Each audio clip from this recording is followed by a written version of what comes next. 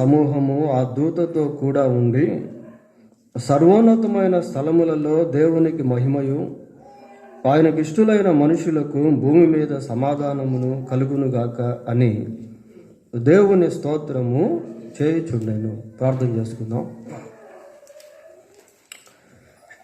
పరిశుద్ధుడు అయిన మా దేవా, మీకు వందనాలు స్తోత్రాలు చెల్లిస్తూ ఉన్నాం.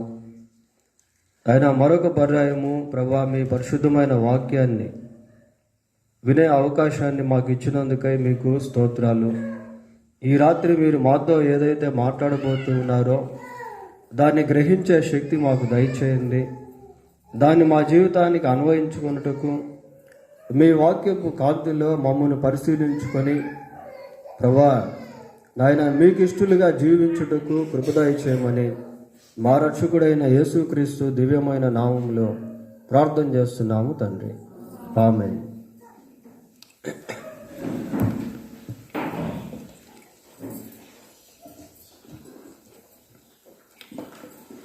ఇలా లూకాసు వార్త కొంచెం వాల్యూమ్ పెట్టుకో. ఈ లూకాసు వార్త 2వ అధ్యాయంలో దేవదూతలు దేవుణ్ణి ఆరాధిస్తూ క్రీస్తు ప్రభు జన్మించిన సందర్భంలో ఒక మాట చెబుతా ఉన్నారు. ఏమంటున్నారు అంటే, సర్వోన్నతమైన స్థలములలో దేవునికి మహిమయు, ఆయనకి ఇష్టలైన మనుషులకు భూమి మీద సమాధానము కలుగునుగాక.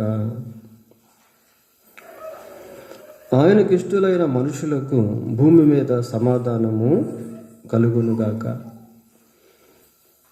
మనుషులు రకరకాల వాటిని సహజంగా ఇష్టపడుతూ ఉంటారు. ప్రియులారా, ఈ లోకంలో మరి చిన్న బిడ్డలు మొదలుకొని పెద్దవారి వరకు ప్రతి మనిషి కూడా ఏదో ఒక ఇష్టాన్ని ఖచ్చితంగా కలిగి ఉంటారు.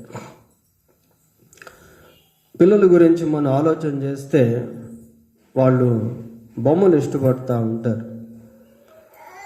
అలాగే యవనస్తులను గురించి, టీనేజర్స్ని గురించి, మధ్య వయస్కులో ఉన్నవారిని గురించి, ఈవెన్ ఓల్డ్ ఏజ్ వృద్ధులైనటువంటి వారు కూడా రకరకాల వాటిని సహజంగా మనిషి కోరుకుంటూ ఉంటాడు, ఇష్టపడుతూ ఉంటాడు. ప్రియులారా, మనం ఆయా ఆహారాన్ని తినేదానికి ఇష్టపడుతూ ఉంటాం. కొద్దిమంది కొన్ని రకాల ఈటింగ్ హ్యాబిట్స్ అనేటువంటివి ఉంటాయి, ఆహారపు అలవాట్లు. కొద్దిమంది ఇది తినాలి, స్వీట్ తినాలని, కారా తినాలని, బిర్యానీ, ఇట్లా రకరకాల వాటిని తినేదానికి ఇష్టపడుతూ ఉంటారు. తర్వాత రకరకాల వస్త్రాలను మనం కొనుక్కొని ధరించుకునేదానికి ఇష్టపడుతూ ఉంటాం. అలాగనే ఆబ్జెక్ట్స్ గురించి ఆలోచన చేసినప్పుడు రకరకాల వాహనాలను గురించి, ఇప్పుడు ప్రస్తుతం గాడ్జెట్స్, రకరకాల సెల్ ఫోన్స్ అని, ఇట్లాంటి వాటిని కూడా మనం కొనుక్కునేదానికి ఇష్టపడుతూ ఉంటాం. రకరకాల ప్లేసెస్కి వెళ్ళాలని మనం ఇష్టపడుతూ ఉంటాం. ఇంకా కొద్దిమంది, some people have evil desires, also evil desires. కొద్దిమంది పాప సంబంధమైనటువంటి కార్యాలు చేసేదానికి ఇష్టపడుతూ ఉంటారు.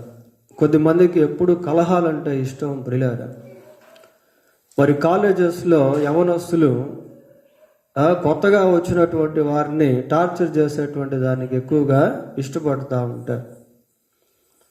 కొద్దిమంది రకరకాల పాప సంబంధమైనటువంటి వాటిని ఇష్టపడి వాటిలో వారి జీవితాలను కొనసాగిస్తూ ఉంటారు. ఇక బిలీవర్స్కి వచ్చేసరికి విశ్వాసుల జీవితాల్లో చాలా వరకు ఎక్కువగా దేవుడు అంటే ఇష్టపడుతూ ఉంటారు. దేవుని యొక్క సన్నిధి అంటే ఇష్టపడుతూ ఉంటారు. దేవుని వాక్యం అంటే ఇష్టపడుతూ ఉంటారు.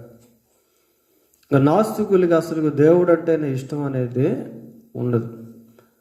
కనుక మానవ జీవితంలో మనుషులు రకరకాల వాటిని ఇష్టపడేటువంటి వారుగా ఉంటారు. మనుషులు ఇష్టపడుతూ ఉంటారు. ఒక భార్య భర్త అంటే ఇష్టం, భర్తకు భార్య అంటే ఇష్టం, పిల్లలకి తల్లిదండ్రులు అంటే ఇష్టం, తల్లిదండ్రులకి పిల్లలు అంటే ఇష్టం, రక్త సంబంధికులు ఒకరిని ఒకరు ఇష్టపడేటువంటి వారుగా ఉంటారు. ఈ రీతిగా మానవుని యొక్క జీవితంలో ఇష్ట అయిష్టాలు అనేటువంటివి వివిధ రకాలుగా కనబడుతూ ఉంటాయి. పిల్లలు దేవదూతలు దేవుణ్ణి ఆరాధిస్తూ మానవుని యొక్క ఇష్టముల గురించి మాత్రమే కాకుండా దేవునికి ఇష్టలైనటువంటి వారిని గురించి ఇక్కడ దేవదూతలు మాట్లాడుతూ ఉన్నారు. సర్వోన్నతమైన స్థలములలో దేవునికి మహిమయు, ఆయనకి ఇష్టలైన మనుషులకు భూమి మీద సమాధానము. దేవునికి ఎవరైతే ఇష్టలవుతారో వారికి భూమి మీద సమాధానము కలుగును గాక అని ఒక ఎంఫసైజింగ్ వర్డ్, అఫర్మేషన్ వర్డ్ నొక్కి చెప్పినట్టుగా, నిశ్చయముగా చెప్పినట్టుగా వాళ్ళు చెప్తా ఉన్నారు. ఇక్కడ ఉన్నటువంటి ఈ వరుసను మనం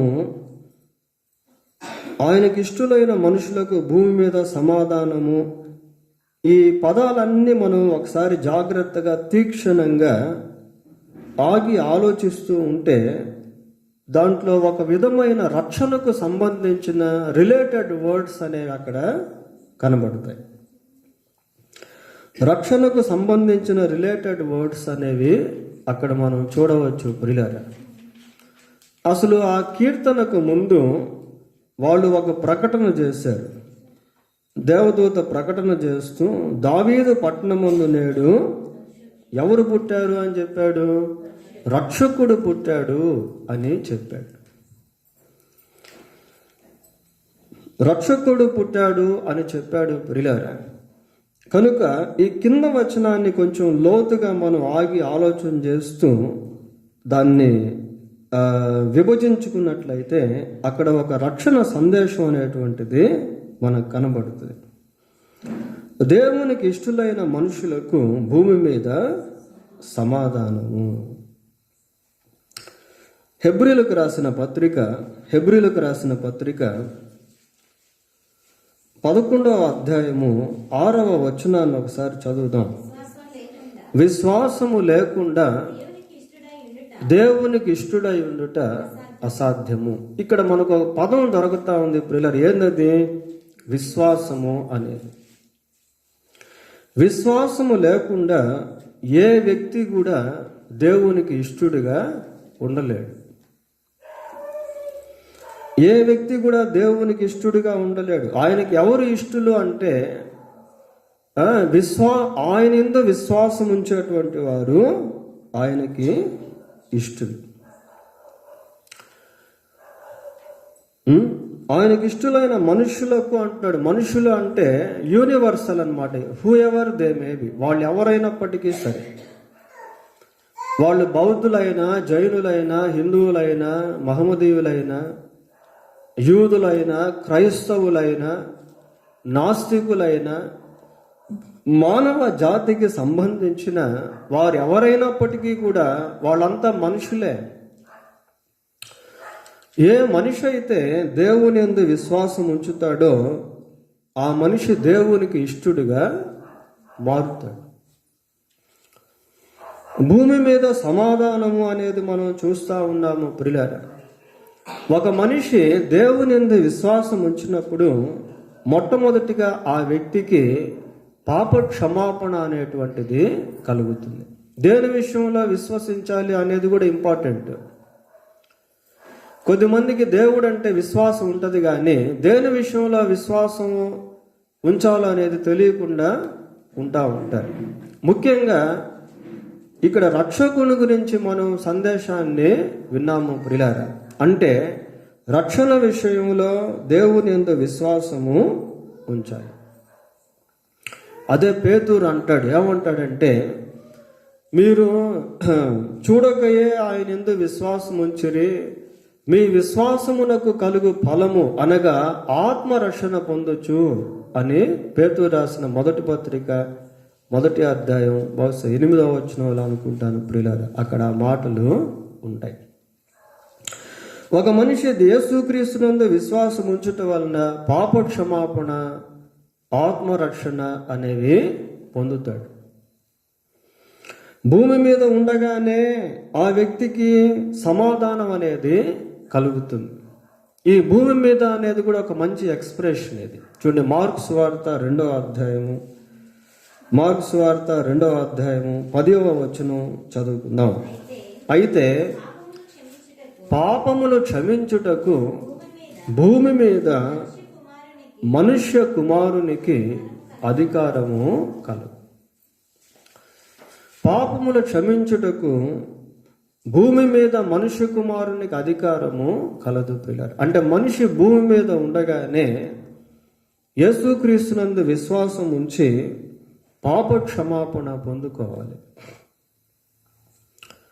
అదే కదా మన అపోస్తుల కార్యం 10:43లో కూడా చూస్తాం.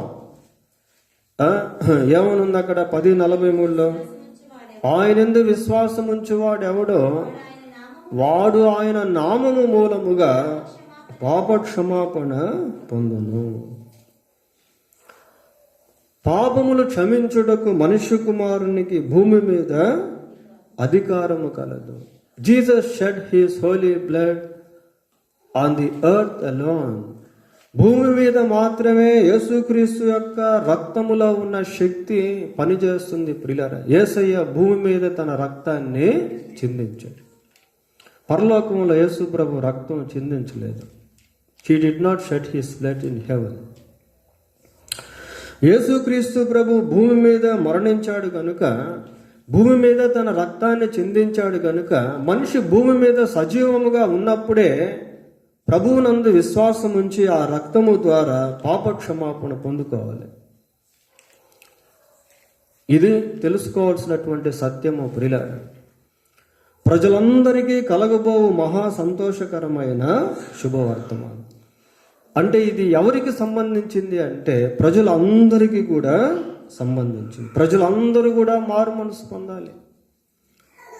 అందరూ అంతటా మారు మనసు పొందవాలని ఆయన మనుషులకు ఆజ్ఞాపించుచున్నాడు.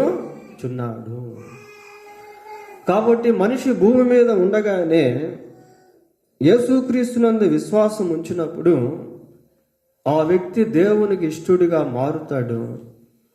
ఆ వ్యక్తి పాప క్షమాపణ రక్షణ పొంది దేవుడిచ్చే సమాధానాన్ని అనుభవిస్తాడు. ఈ సమాధానం అనేది కూడా ఇక్కడ ఉన్నప్పుడే మనకు వచ్చేస్తుంది ప్రియులారా. ఆ కన్ఫర్మేషన్ అనేది వచ్చేస్తుంది. చూడండి, ఎఫెసీయులకు రాసిన పత్రిక, కొలస్సీ పత్రిక 1వ అధ్యాయం, కొలస్సీయులకు రాసిన పత్రిక 1వ అధ్యాయం 21-22 వచనాలు.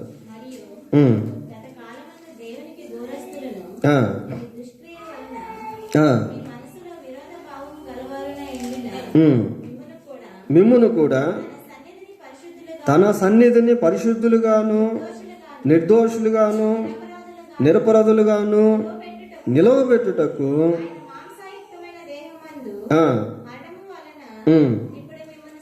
ఇప్పుడు మిమ్మును సమాధాన పరిచయం. ఇప్పుడు అంటే ఎప్పుడు? అప్పుడెప్పుడో జరిగేటువంటి దాని గురించి కాదు ప్రియులారా. యేసుక్రీస్తు ప్రభు ఎప్పుడైతే సిలువలో మరణించాడో అప్పుడే మానవ జాతికి సమాధానం అనేది ఇవ్వబడింది. అయితే దాన్ని పొందుకోవాలి మనిషి, దాన్ని పొందుకోవాలి ప్రియులారా. సమాధానం అనేది ప్రతి ఒక్కరికి దేవుడు ఏర్పాటు చేశాడు, దాన్ని పొందుకోవాలి. కొరింథీయులకు రాసిన 2వ పత్రికలో కూడా మనం చూస్తాం. కొరింథీయులకు రాసిన 2వ పత్రిక 5వ అధ్యాయంలో ఏమనుంది? 5వ అధ్యాయము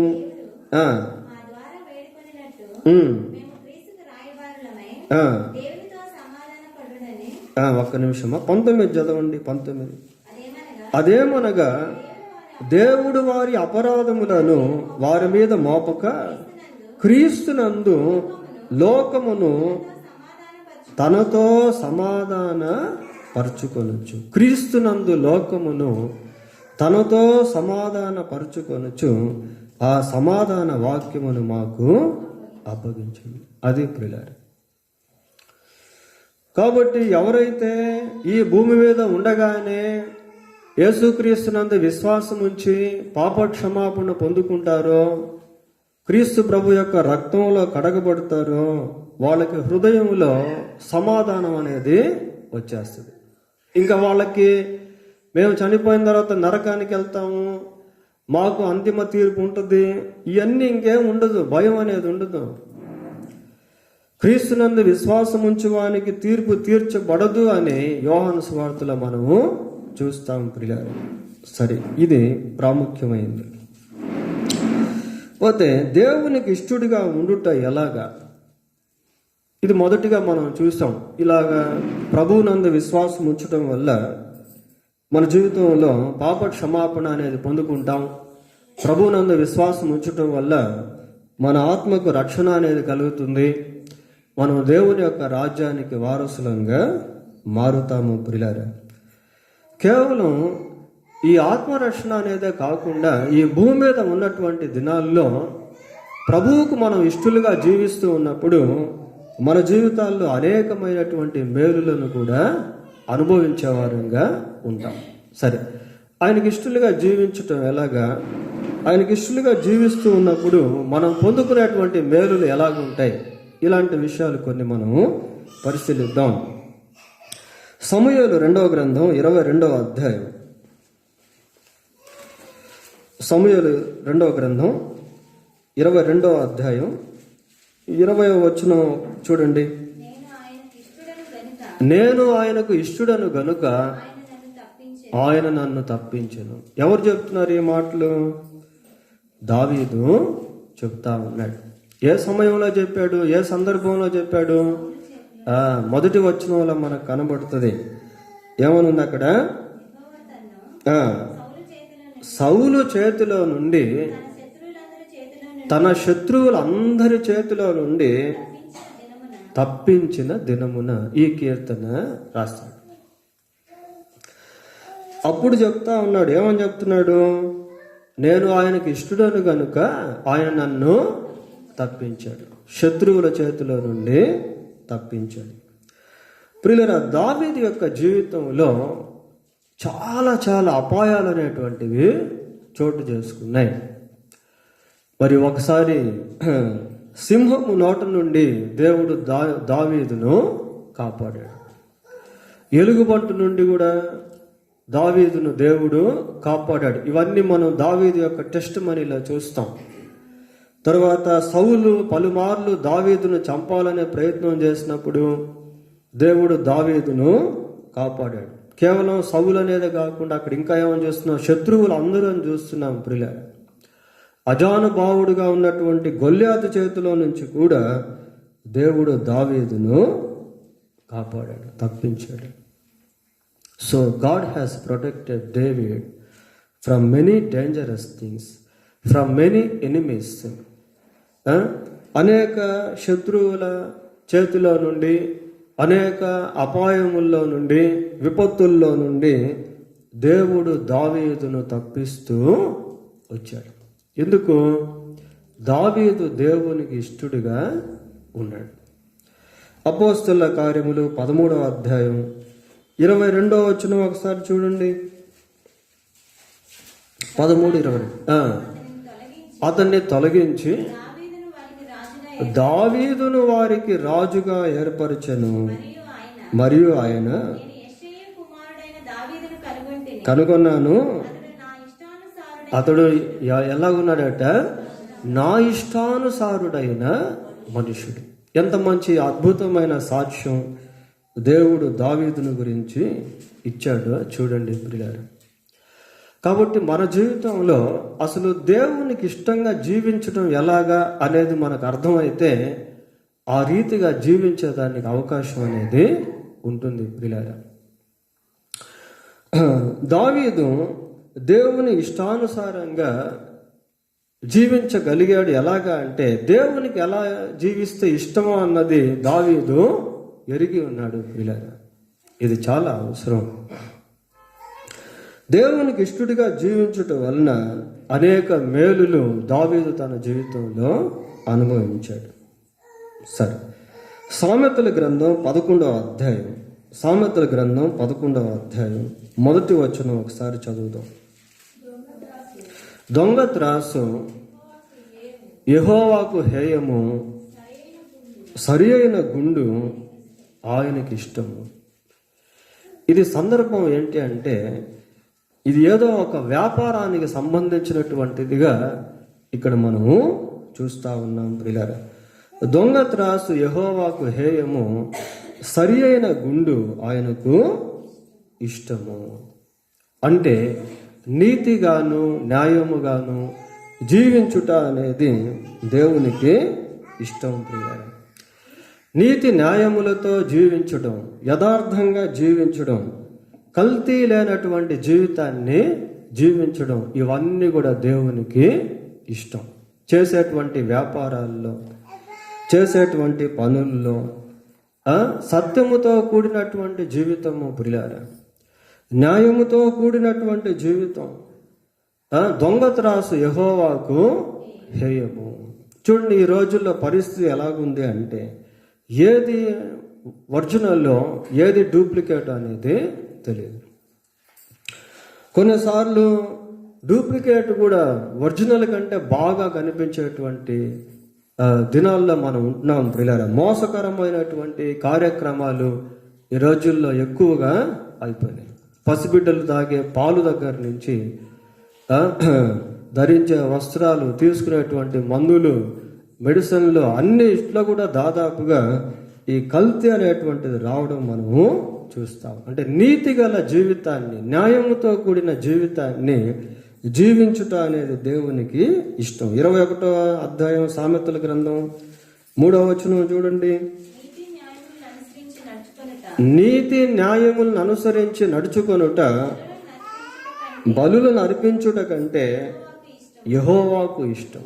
యెహోవాకు ఏది ఇష్టము అంటే నీతి న్యాయములను అనుసరించి నడుచుకొనుట ఇష్టము ప్రియులారా. చూడండి, మనుషులు నిజంగా నీతిని అనుసరించి నడుస్తూ ఉన్నప్పుడు, న్యాయమును అనుసరించి నడుస్తూ ఉన్నప్పుడు వారు దేవునికి ఇష్టలుగా మారుతారు. నీతి కలిగినటువంటి వారి జీవితాల్లో, న్యాయముగా జీవించేటువంటి వారి జీవితాల్లో రకరకాల ఆశీర్వాదాలు బైబిల్లో పేర్కొనబడినాయి. అవన్నీ మనం చెప్పుకోలేము. కానీ the person who lives in justice, ఏమంటే న్యాయవంతంగా ఏ వ్యక్తి అయితే జీవిస్తాడో ఆ వ్యక్తి మీద దేవుని యొక్క ఆశీర్వాదం అనేది ఉంటుంది ప్రియులారా, ఉంటుంది. తరువాత హెబ్రీలకు రాసిన పత్రిక 11వ అధ్యాయం, హెబ్రీ పత్రిక 11వ అధ్యాయం 5వ వచనం చూడండి. విశ్వాసమును బట్టి హనోకు మరణము చూడకుండానట్లు కొనిపోబడెను. అతడు కొనిపోబడక మునుపు దేవునికి ఇష్టుడై ఉండేనని సాక్ష్యము పొందాను. కొనిపోబడక మునుపు ప్రియులారా, దేవుడు హానోకును తీసుకుని వెళ్ళక ముందు హానోకు ఒక మంచి సాక్ష్యం ఉంది. ఏంటంటే అది దేవునికి ఇష్టుడై ఉండెను. అసలు హనోకు ఎలాగ జీవించాడు అనేది మనకంత వివరాలు బైబిల్లో చెప్పబడలేదు ప్రియులారా. చాలా షార్ట్ వర్స్, చాలా తక్కువ వివరాలు హానోకుని గురించి బైబిల్లో చెప్పబడ్డాయి. హానోకు దేవునితో బాగుంది హానోకు దేవునితో నడిచెను గనుక దేవుడు అతన్ని తీసుకొని పోయాను అని ఆదికాండంలో మనకు కనబడుతుంది ప్రియులారా. దేవునితో నడుచుట అంటే ఏమిటి? దేవునితో నడుచుట అంటే what is the walking with God? దేవునితో నడుచుట అంటే ఏమిటి? Having the characteristics of God. ప్రియులారా, దేవుని యొక్క గుణ లక్షణాలను కలిగి ఉండడం, దేవుని యొక్క మాటకు విధేయత చూపించడం, దేవుని యొక్క అడుగుజాడల్లో నడుచుకొనుట. హనోకు దేవునితో నడుచును అంటే అంత వివరాలు మనకు ఎక్కువ కనబడవు బైబిల్లో. అయితే అలాంటి పదజాలము నోవాహుకు కూడా వాడబడింది. నోవాహు కూడా ఏం చేశాడట? దేవునితో నడిచాడు అని నోవాహును గురించి కూడా చెప్పబడింది ప్రియులారా. హనోకు కంటే నోవాహు గురించి బైబిల్లో మనకు ఎక్కువ వివరాలు కనబడతాయి. చూడండి, ఎక్కడుంది అది? నోవాహు దేవునితో కూడా నడిచాడని 9వ వచనం, 6వ అధ్యాయం 9వ వచనం. నోవాహు వంశావళి ఇదే. నోవాహు నీతిపరుడును తన తరములో నిందారహితుడై ఉండెను. నోవాహు దేవునితో కూడా నడిచిన వాడు. So if we observe the life of నోవాహు యొక్క జీవితాన్ని మనం గమనించినట్లయితే దేవునితో నడిచే అనుభవం ఎలాంటిదో అనేది కొంతవరకైనా మనకు అర్థమవుతుంది. నోవాహు నీతిపరుడుగా ఉన్నాడు. తన తరములో నిందారహితుడిగా ఉన్నాడు. అసలు ఆయన తరం ఎలాగుంది? ఆయన తరం ఎలాగంటిది అంటే ఆయన తరము చాలా ఘోరమైనటువంటిదిగా ఉంది. చూడండి 11వ వచనం. భూలోకము దేవుని సన్నిధిని చెడిపోయి ఉండెను, భూలోకము బలత్కారముతో నిండి ఉండెను. దేవుడు భూలోకమును చూచినప్పుడు అది చెడిపోయి ఉండెను. భూమి మీద సమస్త శరీరులు తమ మార్గమును చెరిపివేసుకొని ఉంది. 5వ వచనం. నరుల చెడుతనం భూమి మీద గొప్పదనియు, వారి హృదయం యొక్క తలంపుల్లోని ఊహంతో ఎల్లప్పుడూ కేవలము చెడ్డదనియు. అలాంటి తరము ప్రియులారా. జనులు బాగా తింటా ఉన్నారు, తాగుతా ఉన్నారు, చెడు సంబంధంగా జీవిస్తూ ఉన్నారు, విచ్చలవిడికి అలవాటు పడ్డారు, దేవుని దృష్టికి దోషులుగా మారారు. అలాంటి తరములో నోవాహు ఎలాగున్నాడంటే he was blameless in his generation. అలాంటి తరములో నోవాహు నిందారహితుడిగా ఉన్నాడు. నోవాహు మీద నిందలేమి కనపడటం లేదు. He was blameless. దేవుడు అబ్రహాముకు ప్రత్యక్షమై నేను సర్వశక్తి గల దేవుడును, నీవు నా సన్నిధిలో నిందారహితుడుగా నడుచుచు అన్నాడు. నిందారహితుడిగా నడువు అబ్రహాము అన్నాడు. బ్లేమ్లెస్ లైఫ్ ప్రియులారా. నిందలు లేనటువంటి జీవితం. Keeping our character in good way, keeping hour test money in good way. మన సాక్ష్యాన్ని జాగ్రత్తగా మంచిగా కాపాడుకోవటం, గుణశీలాన్ని జాగ్రత్తగా అవతల వాళ్ళు ఎలాగున్నారు అనేది మనకు అవసరం లేదు. అవతల వాళ్ళు ఎలాగున్నారు అనేది అవసరం లేదు ప్రియులారా. బట్ మనం ఎలాగున్నాము అనేటువంటిది ఇంపార్టెంట్. మనం దేవుని సంబంధంగా ఎలాగున్నాం అనేది ఇంపార్టెంట్. నోవాహు తన చుట్టూ ఉన్నటువంటి తరము వారిని అనుకరించలేదు. Even though there was no the law of God.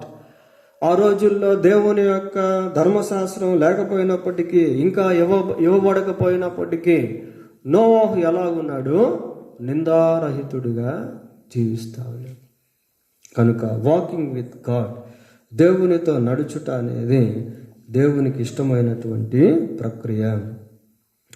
51వ కీర్తన 16-17 వచనాలు. నీవు బలిని కోరువాడవు కావు,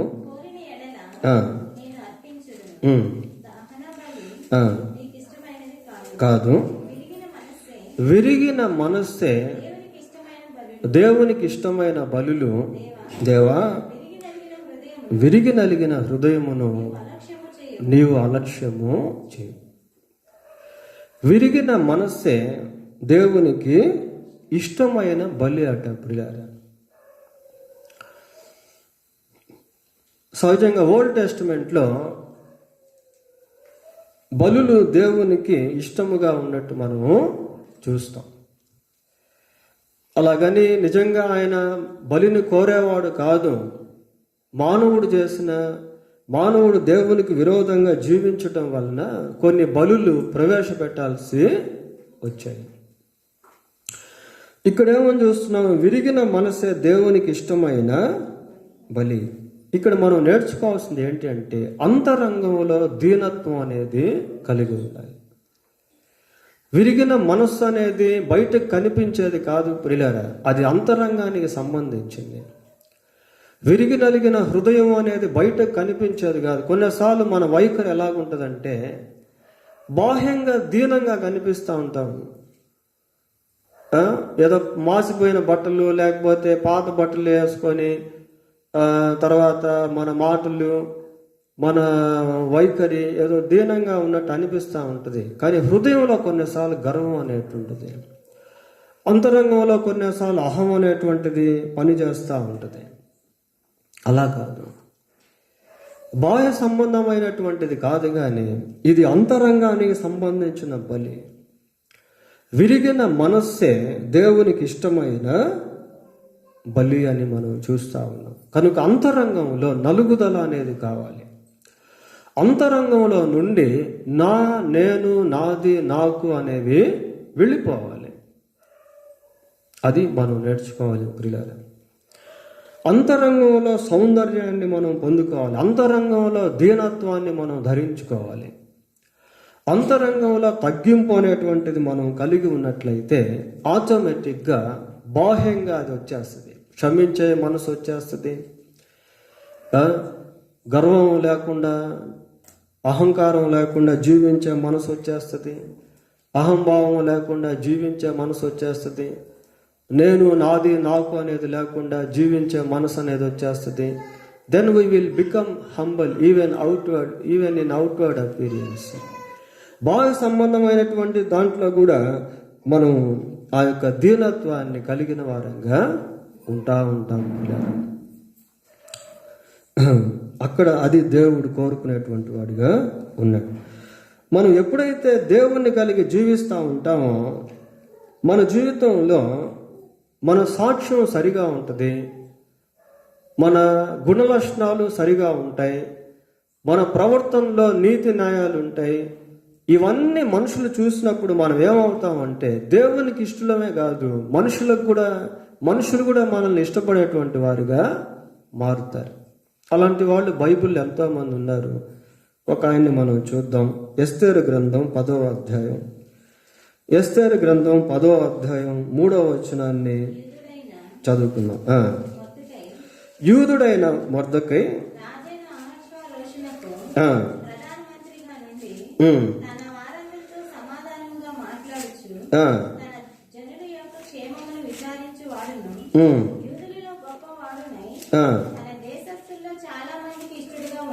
చాలా మందికి ఇష్టడుగా ఉండేను.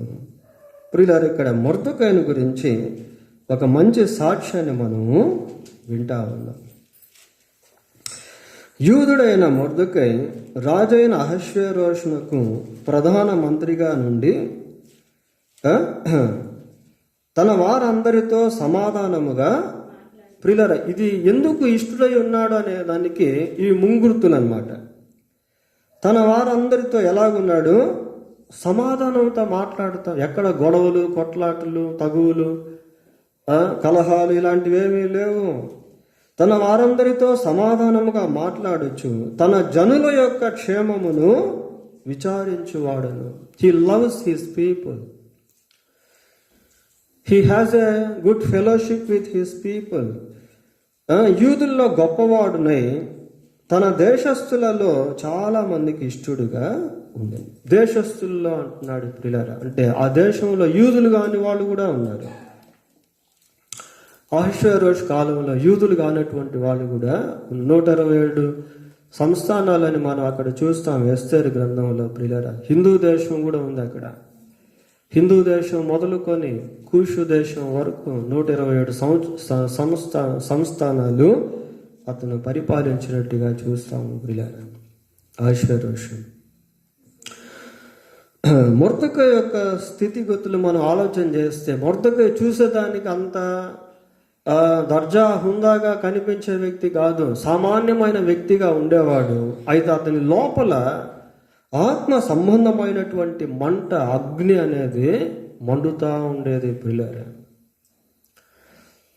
ఒక రకంగా ఆ రోజుల్లో యూదులందరూ కూడా సమూల నాశనం చేయాలని హామాను కంకణం కట్టినప్పుడు మొర్దెకై ఒక నాయకుడిగా నిలబడ్డాడు. ఎస్తేరు ఒక సాహసపూరితమైన నిర్ణయాన్ని తీసుకుంది. కనుక దేవుణ్ణి ఎప్పుడైతే మనం కలిగి ఉంటామో మన జీవితంలో సంభవించేటువంటి మార్పులు, ప్రవర్తనలో కలిగే పరివర్తన, ఇవన్నీ ఇతరులకు మనం ఇష్టలుగా మారేటట్టు చేస్తుంది. నీతి న్యాయాలు కలిగి జీవిస్తూ ఉన్నప్పుడు అధికారులు మనల్ని మెచ్చుకుంటారు. ఈ వ్యక్తి నమ్మదగిన వ్యక్తి, ఇతన్ని మనం ఆఫీసులో పెట్టి వెళ్ళొచ్చు, ఇతన్ని క్యాష్ కౌంటర్ దగ్గర పెట్టొచ్చు. ఈ స్త్రీ మంచి స్త్రీ, ఈమెను మనం షీఈస్ బిలీవబుల్ లేడీ, ఈమె నమ్మదగినటువంటి స్త్రీ. ఒక భార్య తన గుణశీలాన్ని జాగ్రత్తగా కాపాడుకుంటూ దేవుని యందు భయభక్తులు కలిగి ఉంటే భర్త దృష్టిలో ఆమె నమ్మదగిన స్త్రీగా ఉంటుంది. ఒక పురుషుడు దేవుని భయం కలిగి ఉన్నట్లయితే ఆ భర్తను ఆ భార్య నమ్మదగినటువంటిదిగా ఉంటుంది. కుటుంబాల్లో నైతిక ధర్మాలు, సమాజంలో నైతిక ధర్మాలు నైతిక విలువలను పెంపార చేస్తాయి ప్రియులారా. ఎందుకు చాలామందికి ప్రమోషన్ వస్తుంది అంటే వాళ్ళ యొక్క పర్ఫార్మెన్స్ అట్లా ఉంటుంది. వాళ్ళ యొక్క టైం పంక్చువాలిటీ కానీ, పనిలో వారికి ఉన్నటువంటి ప్రతిభను బట్టి, వారికి ఉన్నటువంటి మంచి పేరును బట్టి లంచాలు తీసుకోకుండా నీతిగా నిజాయితీగా ఉంటూ ఉంటే దాన్ని బట్టి ఎన్నో ప్రమోషన్స్ అనేవి ఇస్తూ ఉంటాయి. కాబట్టి దేవుణ్ణి కలిగినటువంటి వారి జీవితాల్లో నైతిక విలువలు ఉంటాయి కనుక they will be valuable people, వాళ్ళు విలువైనటువంటి ప్రజలుగా ఉంటారు ప్రియులారా. ఆయనకి ఇష్టమైన మనుషులకు భూమి మీద సమాధానము. దేవునికి ఇష్టలు కానటువంటి వాళ్ళు కూడా భూమి మీద ఎంతోమంది ఉన్నారు. దేవునికి ఇష్టలైన మనుషుల గురించి ఇంకా చాలా విషయాలు ఉన్నాయి, అన్నీ మనం చెప్పుకోలేదు కానీ కొన్నే చెప్పుకున్నాం. అయితే దేవునికి ఇష్టలు కానటువంటి వాళ్ళు కూడా భూమి మీద ఎంతోమంది ఉన్నారు ప్రియులారా. 109వ కీర్తన 17వ వచనం.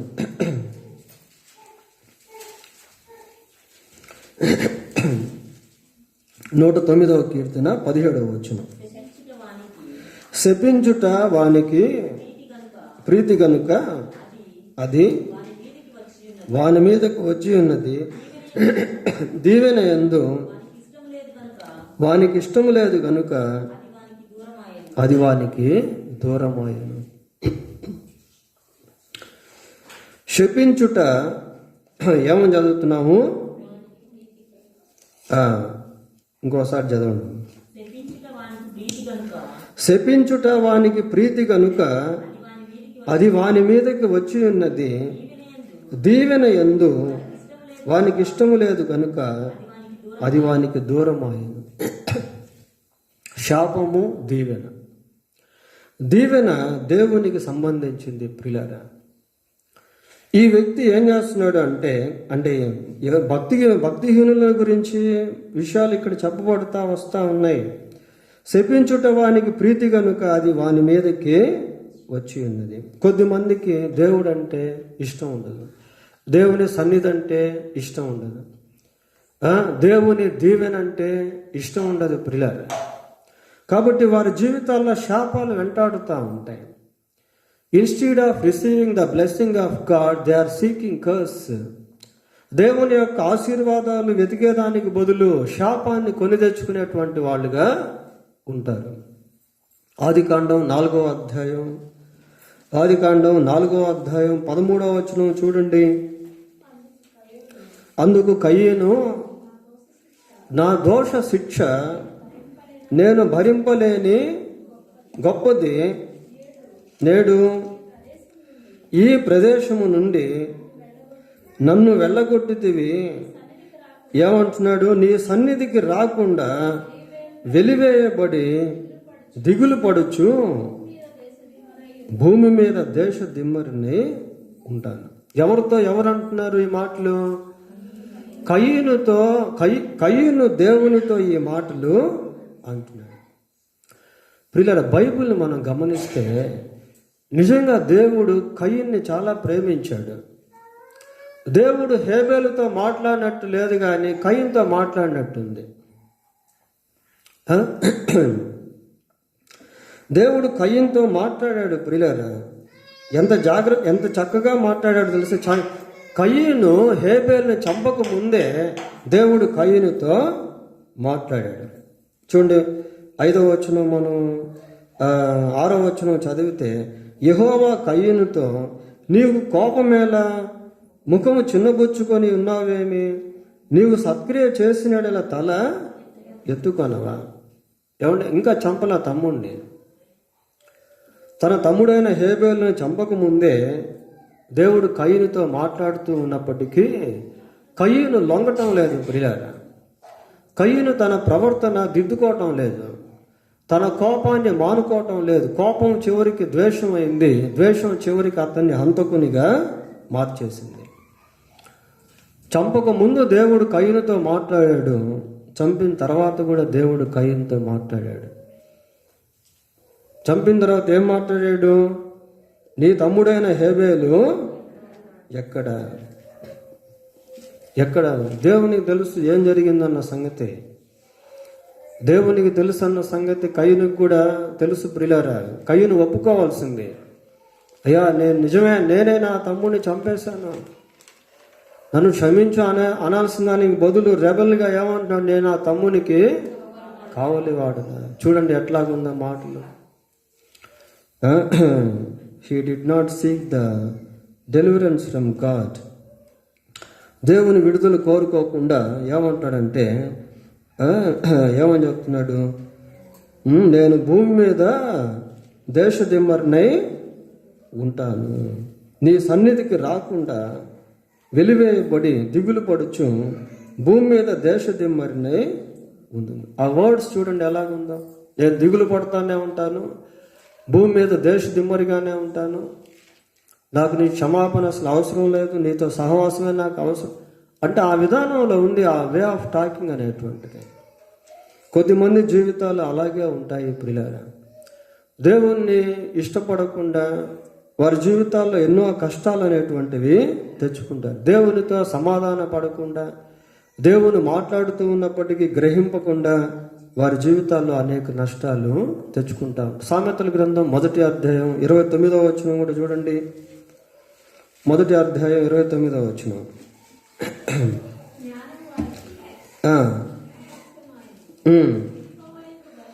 యెహోవా యందు భయభక్తులు కలిగి ఉండుట వారికి ఇష్టం లేదట ప్రియులారా. ఏమండి?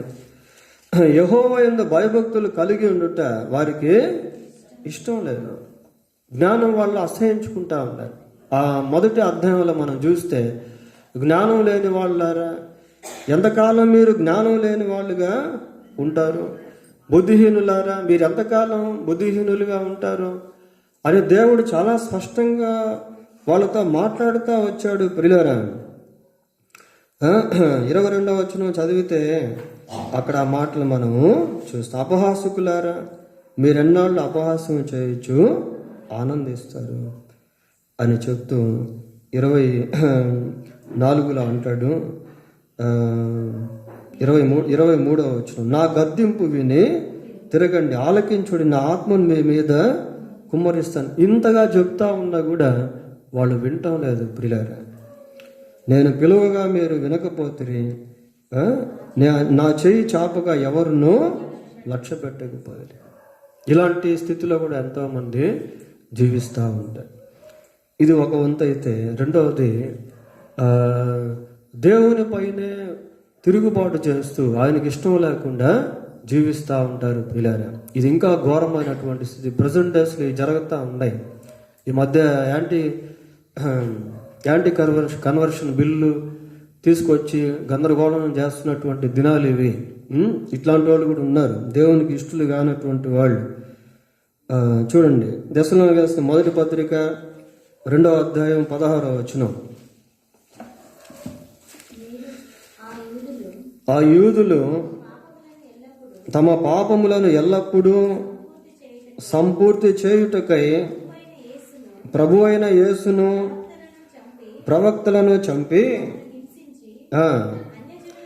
అన్యజనులు రక్షణ పొందుటకై వారితో మేము మాట్లాడకుండా మమ్మను ఆటంకపరుస్తూ ఉన్నారు. అన్యజనులు రక్షణ పొందుటకై వారితో మేము మాట్లాడకుండా మమ్మను ఆటంకపరుస్తూ ఉన్నారు వీళ్ళు.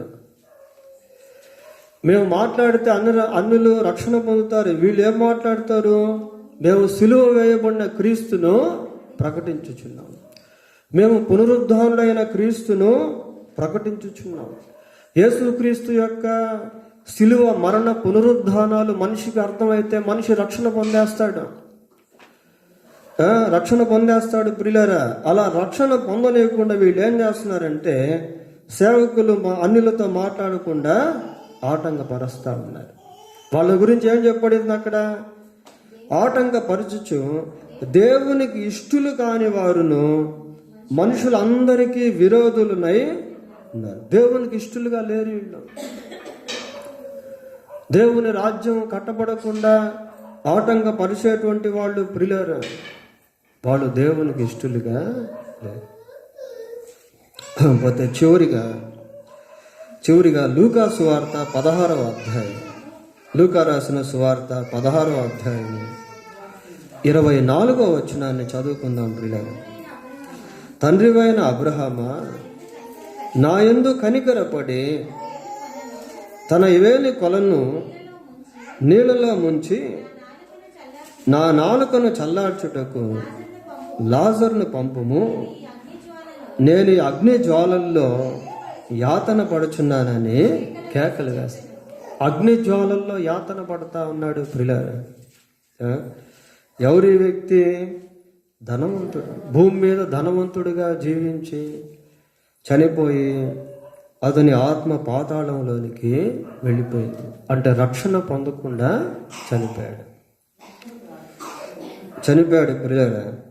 అప్పుడు అబ్రహాం అంటున్నాడు, కుమారుడా, నీవు నీ జీవిత కాలమందు నీకిష్టమైనట్టు సుఖము అనుభవించు. నీకిష్టమైనట్టు జీవించావు, నీకిష్టమైనట్టు సుఖం అనుభవించావు.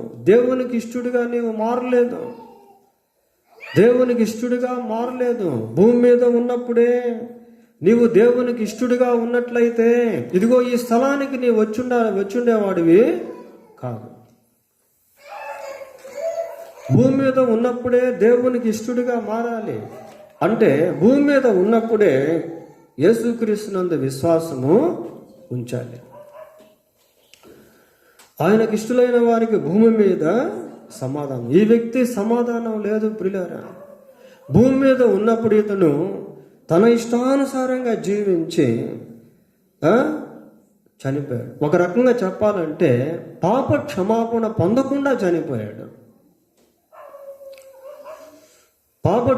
చేసిన పాపాన్ని బట్టి నరకానికి వెళ్ళాడు అనేది కాదు, చేసిన పాపానికి వెల చెల్లించబడింది యేసుక్రీస్తు రక్తము. ఆ పాప క్షమాపణ పొందకపోవడం వల్ల ఈ వ్యక్తి పాతాళానికి వెళ్ళిపోయాడు. రేపు అందరూ నరకానికి ఎందుకు వెళ్తారు అంటే చేసిన పాపాన్ని బట్టి కాదు ప్రియులారా. చేసిన పాపానికి యేసుక్రీస్తు ప్రభు ఎప్పుడో వెల చెల్లించేశాడు. అయితే ఆ పాప క్షమాపణ పొందలేదు కాబట్టి మనుషులు నరకానికి వెళ్తారు. ఎంత బాధకరమో చూడండి. ఆ లెక్కను తీసుకుంటే ఎవరు పోలేరు పరలోకానికి, ఎందుకంటే అందరూ పాపం చేస్తారని బైబిల్ సెలవిస్తాం. మరి నీతిమంతులు తమ తండ్రి రాజ్యంలో సూర్యుని వలె తేజరిల్లుదురు అంటే అర్థం ఏంటి అంటే క్రీస్తు ప్రభు యొక్క రక్తం ద్వారా వాళ్ళు నీతిమంతులుగా మార్చబడ్డారు. యేసుక్రీస్తునందు విశ్వాసం ఉంచడం వల్ల మనుషులు నీతిమంతులుగా మార్చబడ్డారు కాబట్టి పరలోకానికి వెళ్తా ఉన్నారు. సర్వోన్నతమైన స్థలముల్లో దేవునికి మహిమయును, ఆయనకి ఇష్టలైన మనుషులకు భూమి మీద సమానం. కనుక ప్రియులారా, మారు మనసు పొందకుండా ఉంటే త్వరగా మారు మనసు పొందాలి. భూమి మీద ఉన్నప్పుడే పాప క్షమాపణ పొందే అనుభవంలోనికి వచ్చేసిన తర్వాత దేవుని వాక్య ప్రకారం జీవిస్తూ ఉన్నప్పుడు ఎక్కడెక్కడ మనం దేవునికి ఇష్టంగా జీవించగలం అనేది బైబిల్లో చెప్పబడి ఉంది. యథార్థవంతుల ప్రార్థన ఆయనకి ఇష్టం అని ఉంటుంది ఒక దగ్గర. కాబట్టి ఆయనకి ఏ విధంగా మనుషులు ఇష్టంగా జీవించారో దావీదు, హనోకు, నోవాహు, అబ్రహాము, అలా వారి జీవితాలను పరిశీలించినప్పుడు వారిలాగా మనం కూడా జీవించినప్పుడు దేవునికి ఇష్టంగా బ్రతుకుతాము పిల్లలు. దేవుడు తన వాక్యాన్ని దీవించింది గాక. ప్రార్థన చేసుకుందాం. ప్రార్థన.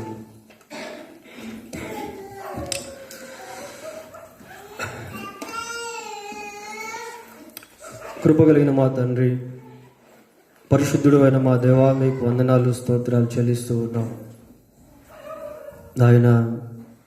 మీరు భూమి మీద మానవాధారుడిగా జన్మించి సమస్త మానవ పాప క్షమాపణకై ఆ సిలువలో మీ అమూల్యమైన రక్తాన్ని చిందించి ఎవరు కూడా నశించిపోకూడదు అని మీరు ప్రాణాన్ని బలిగా అర్పించిన ఒకే ఒక దేవుడు.